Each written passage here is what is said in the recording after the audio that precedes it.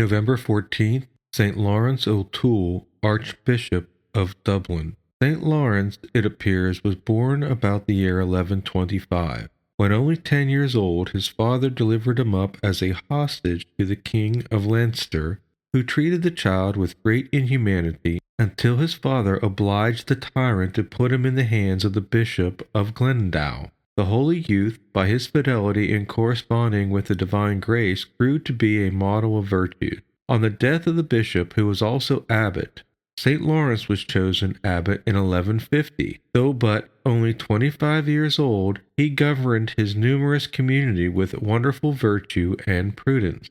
In 1161, St. Laurence was unanimously chosen to fill the metropolitan see of Dublin. About the year 1171, he was obliged, for the affairs of his diocese, to go over to England to see the King Henry II, who was then at Canterbury.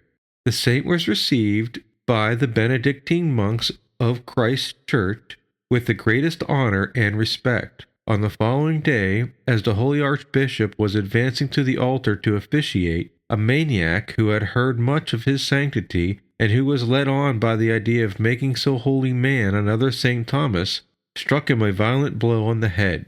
All present concluded that he was mortally wounded, but the saint, coming to himself, asked for some water, blessed it, and having his wound washed with it, the bleeding was immediately stopped, and the Archbishop celebrated Mass. In 1175, Henry II of England became offended with Roderick, the monarch of Ireland, and St. Laurence undertook another journey to England to negotiate a reconciliation between them. Henry was so moved by his piety, charity, and prudence that he granted him everything he asked and left the whole negotiation to his direction. Our saint ended his journey here below on the 14th of November 1180 and is buried in the church of an abbey near Normandy.